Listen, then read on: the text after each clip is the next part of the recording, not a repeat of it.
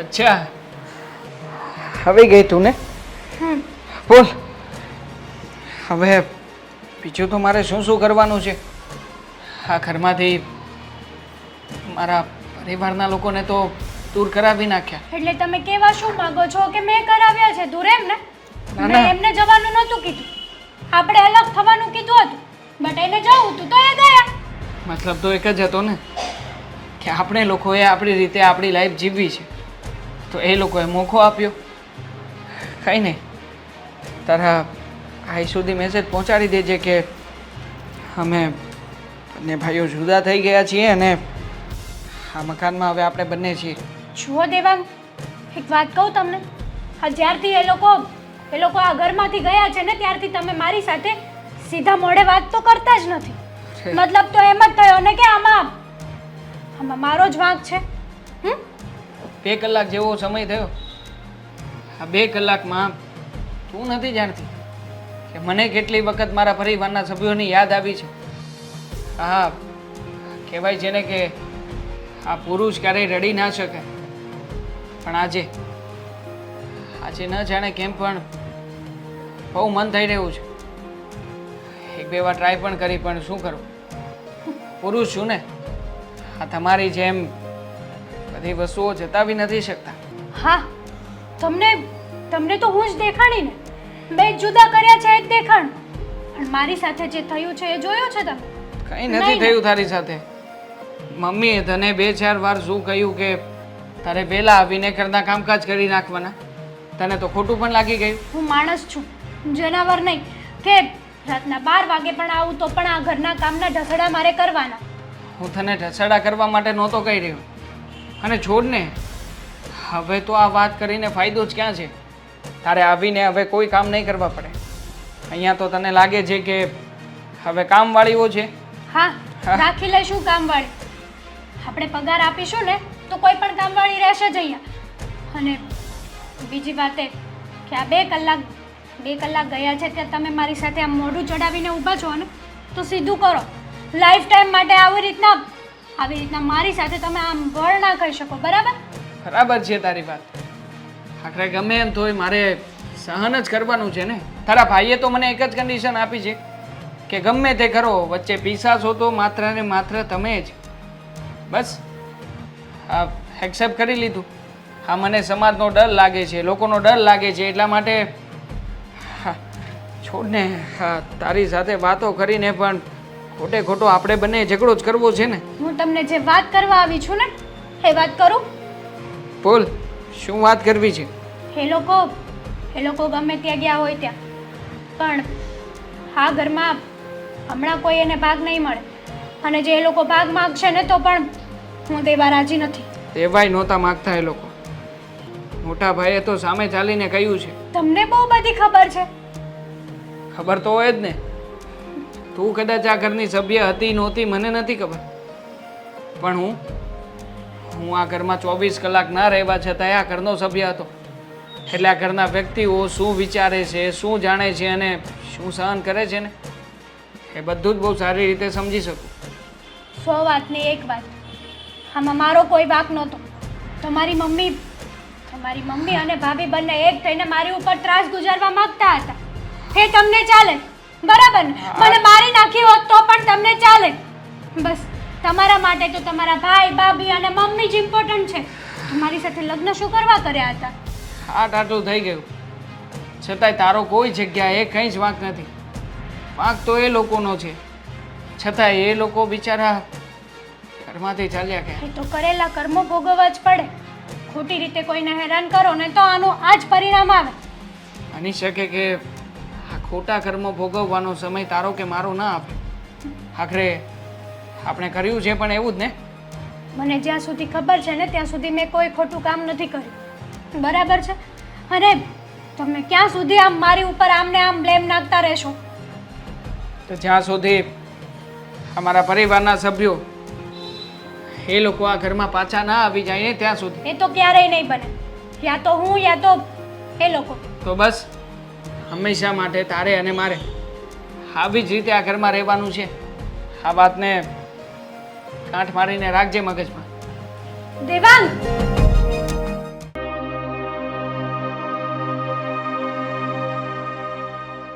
દેવાંગ, પાણી પી લો.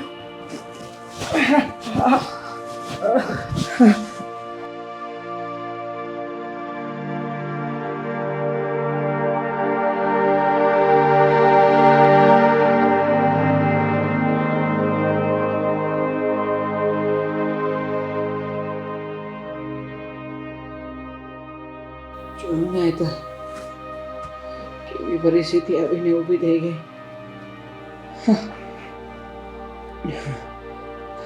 હા, મારો પગ જે એક સમયે ઘોડાની જેમ કામ કરી શકતો હતો ને, એ એક્સિડન્ટ પછી હવે મારી પાસે નથી.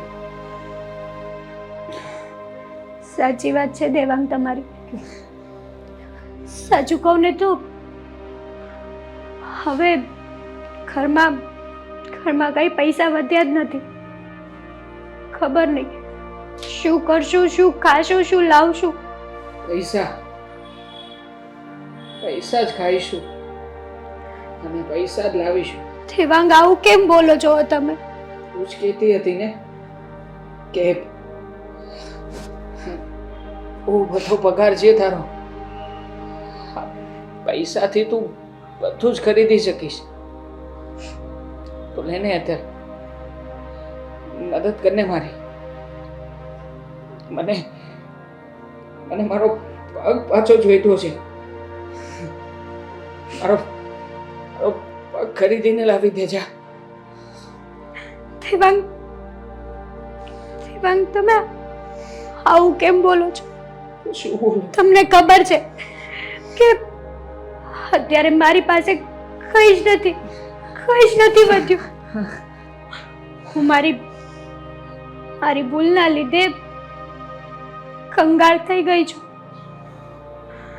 સાચું કહું ને, કંગાળ તો તું એ દિવસથી થઈ ગઈ હતી કે જે દિવસથી આ મોટા ભાઈ અને મારા ભાભી, જેમનો વાંક ન હોવા છતાંય તે ઘર છોડીને જવા માટે તે મજબૂર બનાવી દીધા હતા. છો દેવાંગ, તો તું એ સમયે થઈ ગઈ હતી કે જે સમયે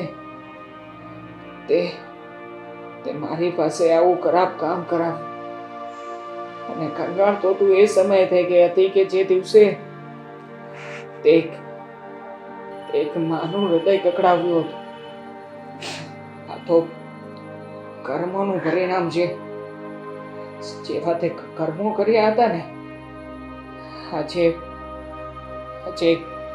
કર્મો ભોગવવાનો સમય મારે આવ્યો છે. બસ કરો ને દેવાંગ, આ એકની એક વાત, આ વાતને યાદ કરીને કઈ જ ફાયદો નથી. આ ડોક્ટરે પણ કીધું છે કે જો પ્લાસ્ટિકનો પગ નકાવવો હોય ને તો લાખો રૂપિયા થશે. હું ક્યાંથી કાઢીશ? પેલા ભાઈ પાસેથી રૂપિયા છે ને એની પાસે. એકવાર ટ્રાય તો કર. આ તારો સગો ભાઈ, જેને તું તારો બધો જ પગાર મોકલતી રહે, એ ભાઈ તારી આ પરિસ્થિતિમાં કામ આવે છે કે નહીં? નથી આવ્યો એ કામ. મારા ભાઈને ફોન કર્યો હતો. મારા ભાઈએ કીધું કે મને માફ કરજે, પણ હવે તારો પતિ કંઈ કમાતો નથી અને તું પણ કંઈ કમાતી નથી. તો આમાં તને રૂપિયા આપીને હું જોખમ ના લઈ શકું. બસ તો પછી હવે ચિંતા શું કામ કરે છે? જે કરવાનું હતું એ બધું થઈ ગયું, અને આ એક્સિડન્ટ પછી મને સાજો કરાવવામાં આપણું મકાન હતું એ પણ વેચાઈ ગયું છે. તો પછી હવે સમય આવશે ને તો ફૂટપાથ ઉપર પણ રહેવાની તૈયારી કરી દે છે. ના દેવાંગ, હજી એક ઘર બાકી છે. ભાભી, મમ્મી, ત્યાં જઈને હું હેલ્પ માંગીશ. જરૂરથી મને મદદ કરશે. મને લાગે છે કે હું કયા મોઢે ત્યાં જઈશ, પણ માણસની મજબૂરી એને ગમે ત્યાં ખેંચીને લઈ જાય છે. જે ઘરમાં મેં ન બોલવાના શબ્દો બોલ્યા ને, આજે એ જ ઘરમાં મારે પાછું જવાનું છે.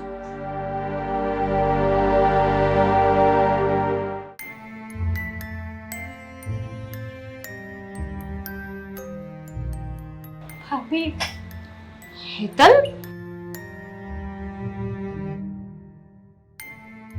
તું અહીંયા શું કરે છે? અને અહીંનું એડ્રેસ તને કોણે આપ્યું? મેં મારી જાતે ગોત્યું.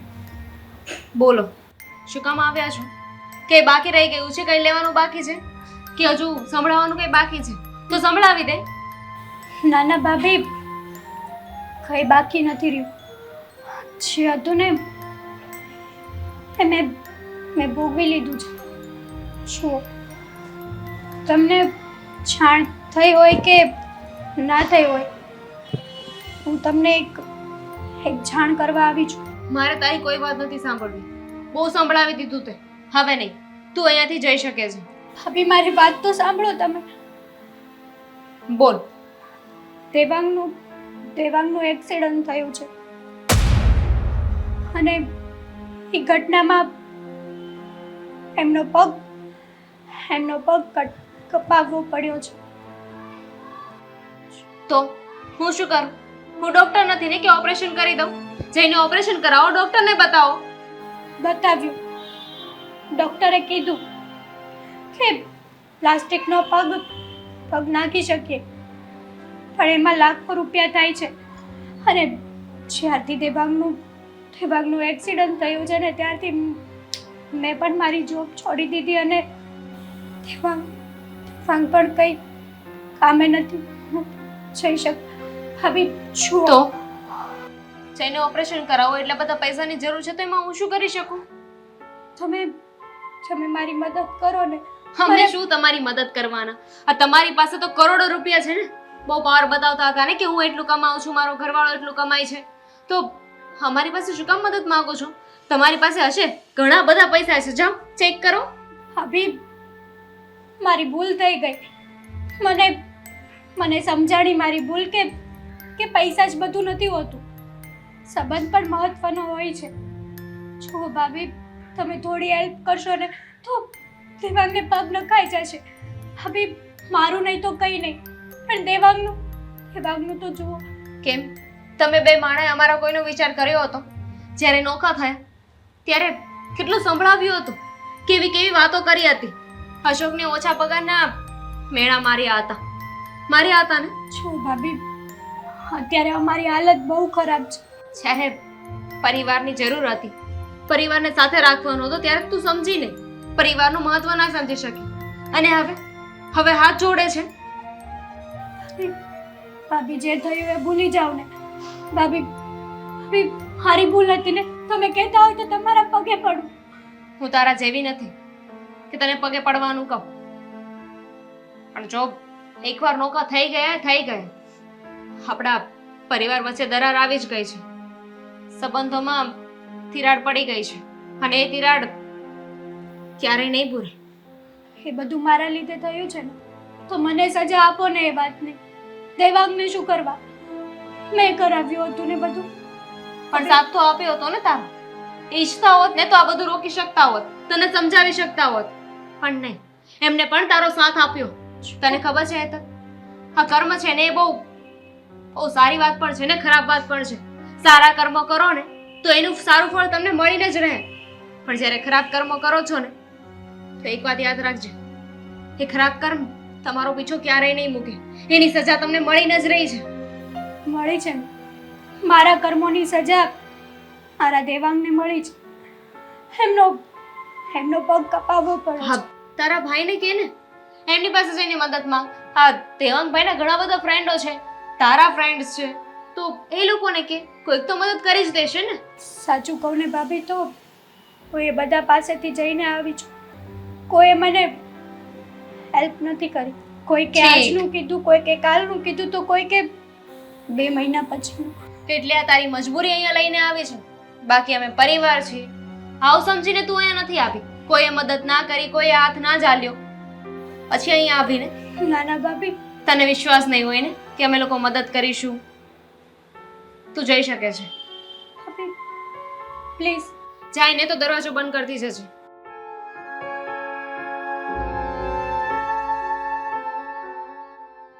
માફ કરજે એ તો, કે મારે તારી સાથે આવી રીતે વાત કરવી પડી. હેતલ, શું થયું પછી? હા, તે તારા ભાઈને વાત કરી હતી કે નહીં? હેતલ બહુ દિવાંગ બેટા, મમ્મી હાય સાચવી મોટા ભાઈ. હવે કેમ છે તારી તબિયત? સારું છે. અરે તું તો મોટા ભાઈને ભૂલી જ ગયો હે. તને એમ હતું કે નોકા થઈ જાય એટલે પૂરું એમ હે? પણ દેવાંગ એક વાત કહું, હજી તારા પ્રત્યે જે લાગણી છે ને એ હજી મારી અંદર છે હો ભાઈ. શું કરું મોટા ભાઈ? સારા સમયમાં તો તમને લોકોને સાથે રાખી ના શક્યો, અને જ્યારે આવો ખરાબ સમય આવ્યો ત્યારે ત્યારે તમને લોકોને હું આ બધી વાત કરું એમ? ભૂતકાળ હતો બેટા, ભૂલી જવામાં જ મજા છે. અને વાત રહી તારા એક્સિડન્ટ, તો નોખા થયા હતા, સંબંધો પૂરા નહોતા થયા કે તું જણાવી પણ ન શકે. તારા ભાઈને ભાભીને તારી કેટલી ચિંતા છે. તમને લોકોને આ ઘરમાં રહેવું હતું એટલા માટે તો અમે લોકો જુદા રહેવા નીકળી ગયા. હેતલ બહુને એમ હતું કે હું અને દામિની એના ઉપર જુલમ કરીએ છીએ, હુકમ ચલાવીએ છીએ, અને એમની મરજીના લીધે જ અલગ થયા હતા. અને ત્યારે પણ મેં કહ્યું હતું કે સંપીને રહેવામાં જ મજા છે. માણસ એકલો પડે ને એટલે એને સાથ આપવા વાળું કોઈ નથી હોતું. પણ અમે તો તારો પરિવાર છીએ બેટા. મમ્મી, પરિવાર એ તો ત્યારે બને છે કે જ્યારે એકબીજાના મન મળતા હોય.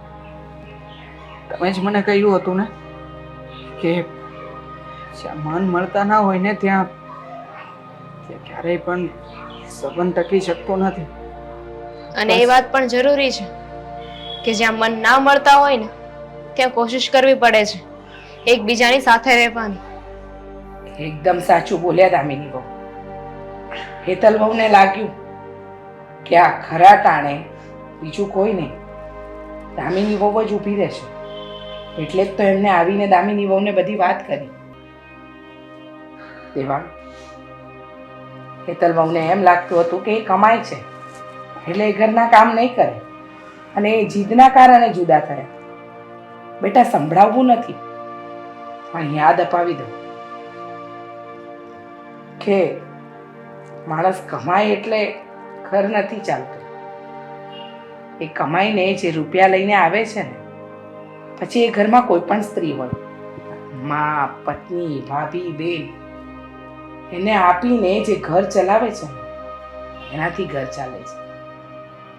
અને હા, દામિની વહુમાં એ સંપૂર્ણ ગુણ હતા. પરણીને આવ્યા ને એ દિવસથી એને આપણને દિલથી અપનાવી લીધા. એ વસ્તુ હેતલ બહુ ન કરી શકે. અને આજે જોયું ને એનું પરિણામ આપણી આંખ સામે જ છે. હવે વધારે તો અમારે કાંઈ નથી કહેવું, પણ જો અશોક સારું કમાય છે અને દામિની વહુએ પણ ક્લાસીસ શરૂ કર્યા છે ઘરે, એ પણ છોકરાઓને ભણાવે છે, એટલે એમની પણ ઇન્કમ સારી છે.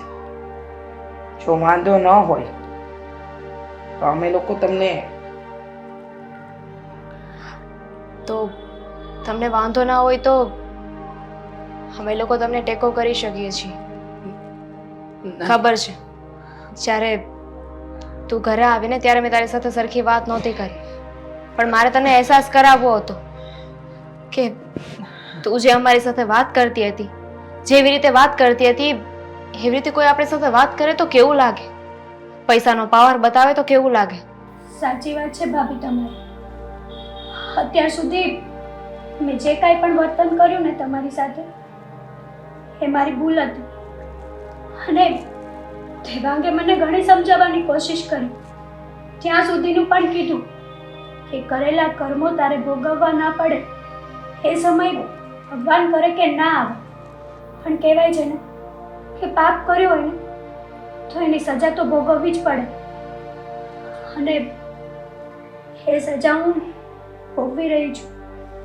મેં મારા ભાઈ પાસે, મારા બધા સગા સંબંધીઓ પાસે પૈસાની મદદ માંગી, પણ કોઈએ મને 1 રૂપિયાની પણ હેલ્પ ના કરી. અને તમારી સાથે મેં આટલો બધો ગંદો વ્યવહાર કર્યો ને છતાં પણ તમે આવ્યા. આજે સમજાણું કે આપણા જ હોય છે, એની સાથે ગમે તે કરી લો ને, એ ક્યારેય પારકા નથી થતા. એકદમ સાચું કહ્યું. અમે લોકો તો એક બીજો વિચાર લઈને પણ આવ્યા છે, જો વાંધો ના હોય તો અમે ફરીથી પાછા સંપીને રહેવા માંગીએ છીએ. જો તમને એટલે કે હેતલને વાંધો ન હોય તો. મમ્મી, અત્યાર સુધી મેં જે કાંઈ પણ કર્યું ને એ મારી ભૂલ હતી, પણ હવે મને કોઈ પ્રોબ્લેમ નથી, અને હું તમારા બધાની માફી માંગુ છું. ભાભી, મમ્મી, પ્લીઝ મને માફ કરી દો. મને મારી ભૂલ સમજાણી છે અને એની સજા પણ મને મળી છે. માફી માંગવાની જરૂર નથી. તને ખબર છે હેતલ, દુનિયામાં તમારી પાસે પૈસા હોય ને તો તમે નસીબદાર નથી, પણ તમારી પાસે પરિવાર હોય ને તો તમે સૌથી વધારે નસીબદાર વ્યક્તિ છો. સાચી વાત છે, અને એ વાત આજે મને સમજાણી.